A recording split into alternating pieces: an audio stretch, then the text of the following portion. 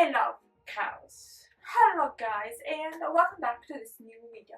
Today we are going to talk about Masai and the Masai tribe.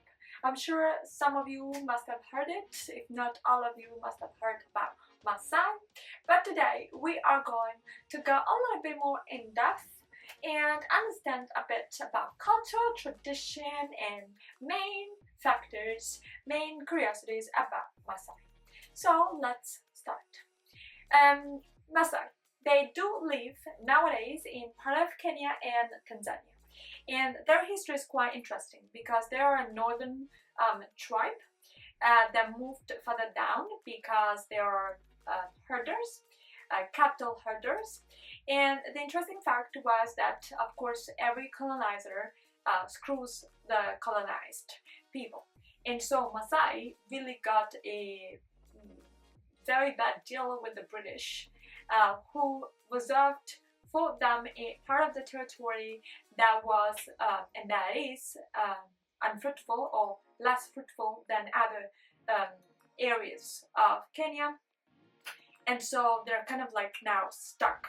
That, along with several droughts and other climate conditions, plus diseases that reduced to a half the tribe of the Masai. Now, as we were saying, they are cattle herders and they love cows.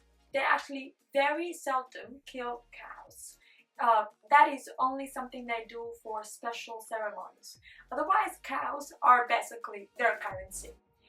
Meaning, you want to buy a wife? Please, give to the family of the wife a certain amount of cows according to A, what you can afford, B, how beautiful the wife is. They have cows as their currency, but cows also strengthen the bonds within each family, and so the community results to be very tight. They are among the tallest people on earth. That depends A, on the Nilotic tribe they belong to and they derive from. Nilotic tribes are very well known for having longer limbs, longer than average. So that's one point. Also, their diet is extremely rich in calcium, which makes them having longer limbs, which also makes them having a certain structure of their bones, which in turn causes them to be among the tallest people on earth. The fact that they are so tall is very visible when they perform the so-called Adamu. Adamu is the name for high jump, which is when they jump, and that is performed in a ceremony, and the ceremony takes the name of Eunot. It's a ceremony that has two purposes at once. Number one, that is establish the passage into the age of adulthood, and the second one is, of course, being able to find a wife. And the higher the jump, the more you're gonna have women looking forward to becoming your wife. Speaking of which, Masai are polygynous, and so that means that a Masai man can take many wives, as many as he wants, but we should say as many as he can afford, because wives do not have, and women in general therefore, do not have the right to own cattle.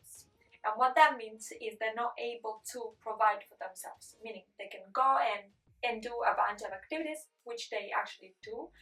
They fetch water, they build houses, they cook, they provide for their man in many different terms, but they are not owners, and so the representative of the wife of the woman is either the father or the husband. Furthermore, if you are a woman and you cannot have children, that is a big issue, because nobody is going to care for you and is going to look after you. So that is a very isolating condition. Now, their diet is also extremely fascinating because, as we said, rich in calcium. They also drink raw milk and sometimes raw blood besides eating what is raw meat. So most of the things that they eat apparently is raw, but they also cook because there's a main fireplace inside the house. But let's go back 1 second to drink blood. Yes, they do, and it's cow's blood, and that is only for certain occasions for which you have a ceremony and the cow will get killed, unfortunately. Anyway, so that's about their diet.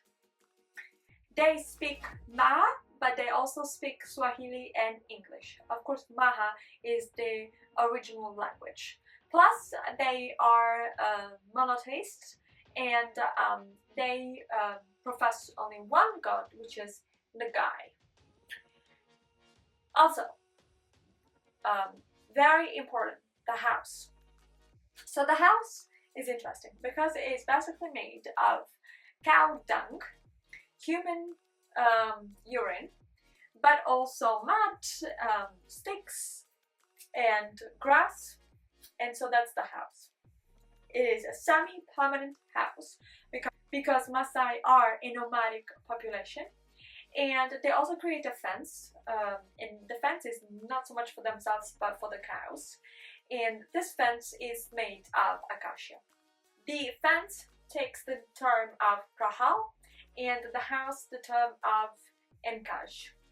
They wear all the time red clothing. Now, red is because it's the symbol of blood and the symbol of them being warriors, which they are, because transitioning into adulthood means for them to become a warrior.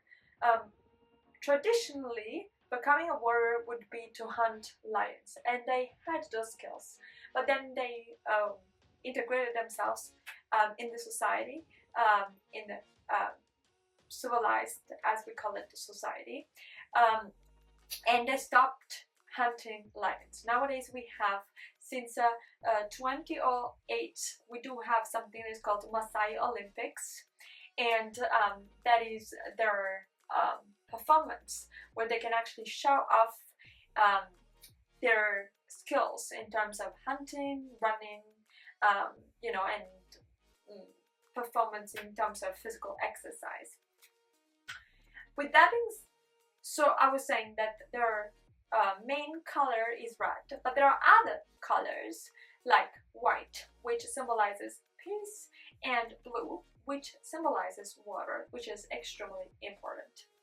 Now, guys, I hope you actually enjoyed this video, and if you have, don't forget to comment below and let us know your thoughts, and subscribe to the channel, and we'll catch up with a new different episode next time. In the meantime, you can also hit the notification bell and receive our updates.